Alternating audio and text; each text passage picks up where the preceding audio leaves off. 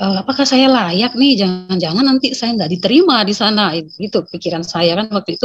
Nah, suster-suster ini kan orang-orang yang memang apa ya, dipanggil khusus gitu ya, dan mereka cantik, anggun, pintar, seperti itulah. Aku percaya akan Roh Kudus, Gereja Katolik yang kudus, persekutuan Darah Kudus, pengampunan dosa, kebangkitan badan, kehidupan kekal.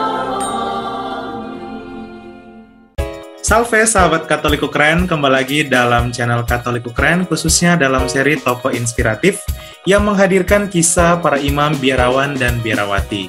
Pada episode kita kali ini, episode yang ke-12, kita sudah kedatangan Suster Maria Seba SFIC. Halo Sus, apa kabar? Halo, selamat sore sahabat-sahabat Katolikku Keren. Dan sahabat Katolikku Keren, saat ini Suster Maria S. Seba sedang berada di Keuskupan Agung Pontianak, dan Suster berkarya dan berada atau berasal dari kongregasi Suster Fransiskus dari Perkandungan Tak Bernoda Bunda Suci Allah atau disingkat dengan SFIC.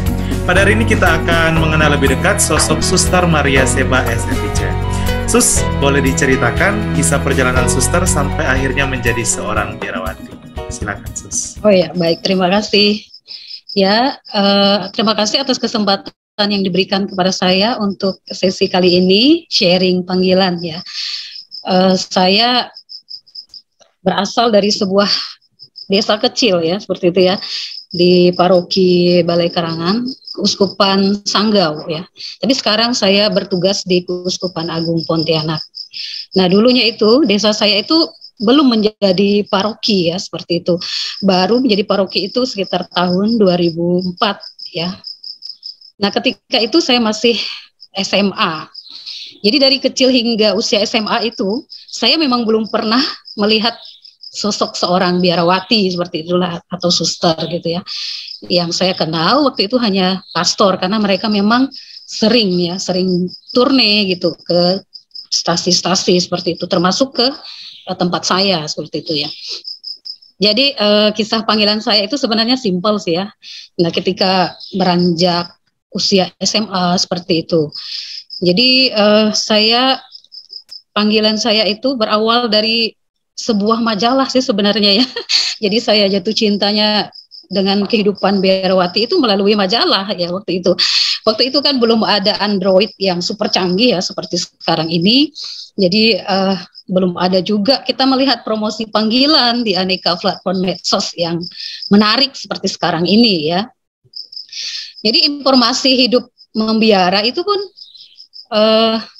zaman sekarang itu ya, secepat kilat itu kita bisa melihat dalam hitungan detik gitu ya, dengan kekuatan satu jari aja semua kita bisa akses seperti itu ya. Nah, buka medsos seperti Instagram atau buka TikTok, FB dan lain-lain itu langsung kita nemu akun para suster dari berbagai kongregasi, seperti konten-konten yang menarik yang mereka sajikan, seperti ya ada suster yang pintar menyanyi seperti itu ya, lalu memberi renungan yang menarik. Nah, itu mudah sekali kita temukan zaman sekarang. Beda dengan zaman saya dulu, memang belum ada ya media-media ya seperti sekarang ini. Jadi kembali lagi, jadi perkenalan awal saya dengan kongregasi SFIC ini ya, di mana saya bergabung sekarang itu. Nah, ketika itu saya melihat waktu itu sejarah kongregasi SFIC itu di sebuah majalah Keuskupan Agung Pontianak ya waktu itu. Nah, waktu itu kongregasi SFIC ini merayakan 100 tahun. Jadi dimuat dalam sebuah sajian utama ya. Bahkan covernya saya masih ingat ya, dengan gambar dan tulisan yang besar itu 100 tahun kongregasi SFIC.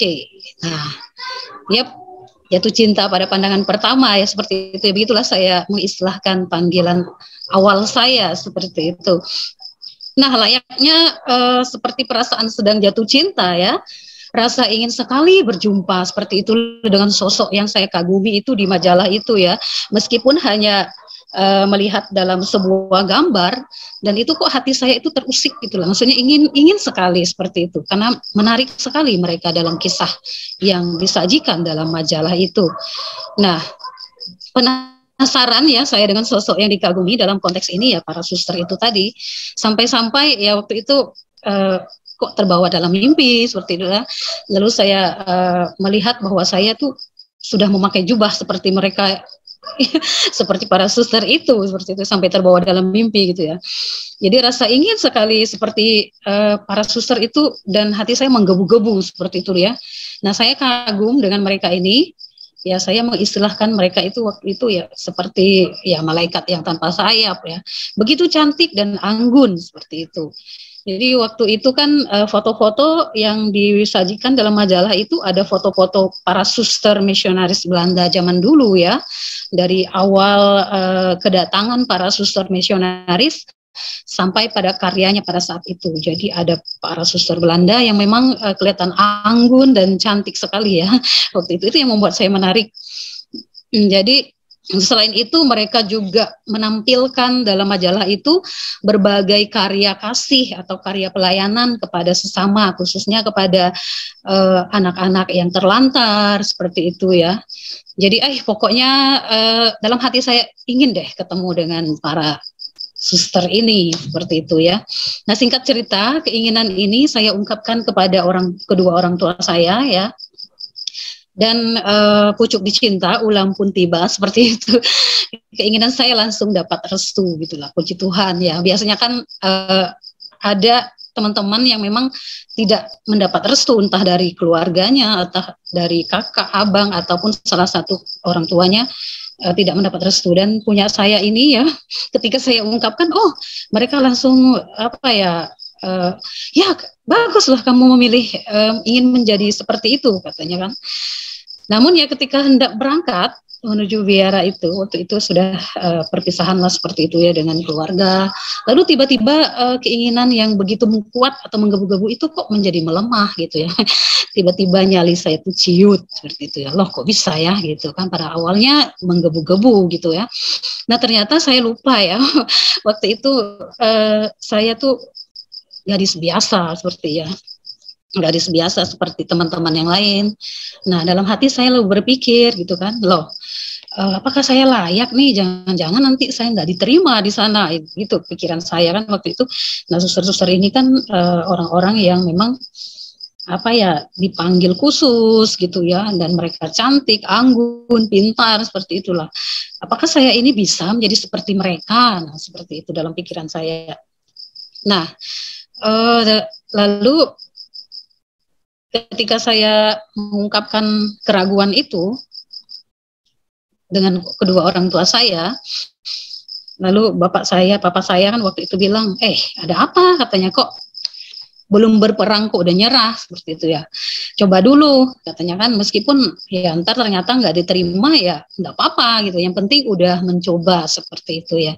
Dan puji Tuhan ya nasihat dari papa itu cukup membesarkan hati saya ya seperti itu. Jadi saya rasa dukungan dari keluarga atau orang tua itu sangat berarti untuk awal panggilan saya ini ya.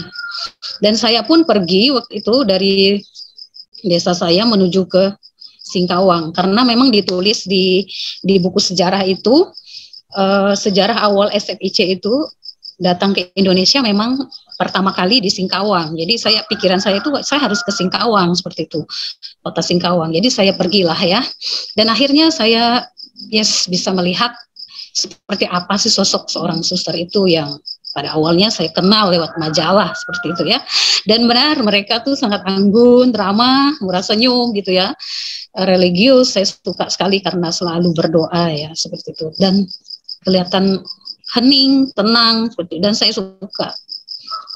Kemudian saya diminta untuk menjalani ya masa aspiran oleh suster pimpinan biara waktu itu untuk mengenal lingkungan biara. Nah, mengenal lebih dekat ritme rutinitas hidup para suster. Jadi saya sekitar 6 bulan ya waktu itu ya menjalani masa aspiran. Nah, dalam masa aspiran itu saya diperbolehkan seperti itu ya untuk ikut kegiatan para suster seperti berdoa, rekreasi. Pokoknya apa yang para suster kerjakan itu, misalnya dibawa juga ke tempat karya seperti itu. Pokoknya masa aspiran itu masa di mana saya mengenal seperti itu, seperti apa sih kehidupan para suster itu, karena bukan hanya berdoa seperti itu, tapi mereka juga mengerjakan karya-karya kasih melalui pelayanan-pelayanan yang ada dalam kongregasi itu.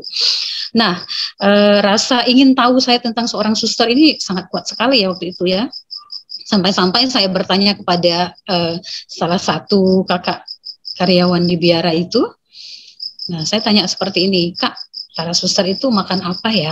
Saya bilang gitu kan. Jadi ini pertanyaan seorang ya anak seperti itu ya, yang ingin tahunya seperti itu ya. Lalu kakak itu bilang, ya suster itu makan seperti kita juga, katanya makan nasi, makan sayur, makan daun, ubi, sayur, pakis, rebung, atau tempoyak. Nah, tempoyak itu makanan khas Kalimantan yang berupa olahan dari duren yang difermentasikan. Nah, itu saya sangat suka ya. Lalu, wah, beneran seperti itu? Saya bilang, iya benar.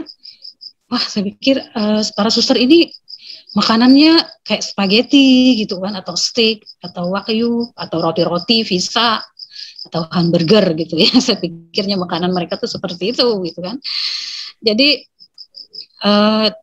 dengan mengetahui makanan mereka para suster ini ya, oh, rasa percaya diri saya udah mulai muncul nih. Jadi ternyata apa yang para suster makan itu seperti yang saya makan di rumah, seperti yang mama saya masak, seperti itu ya. Jadi kayaknya saya bisa jadi suster ini. Saya pikir seperti itu ya. Simpel sekali pemikiran. Jadi setelah menjalani masa aspiran itu ya selama 6 bulan kurang lebih ya, akhirnya saya diterima masuk postulan. Itu tahun 2007. Ya sekitar 15 tahun yang lalu seperti itu. Dan akhirnya saya mengucapkan kaul kekal pada tahun 2017. Dan hingga saat ini puji Tuhan tetap bahagia menjadi SFIC. Nah, seperti itu kisah singkat panggilan saya. Wow, puji Tuhan ya Sus. Bisa semalaman nggak tidur saya. Waktu itu saya nggak bisa tidur memikirkan bahwa wah besok udah pakai jubah nih, udah pakai sloyor gitu kan, dan udah resmi disebut biarwati.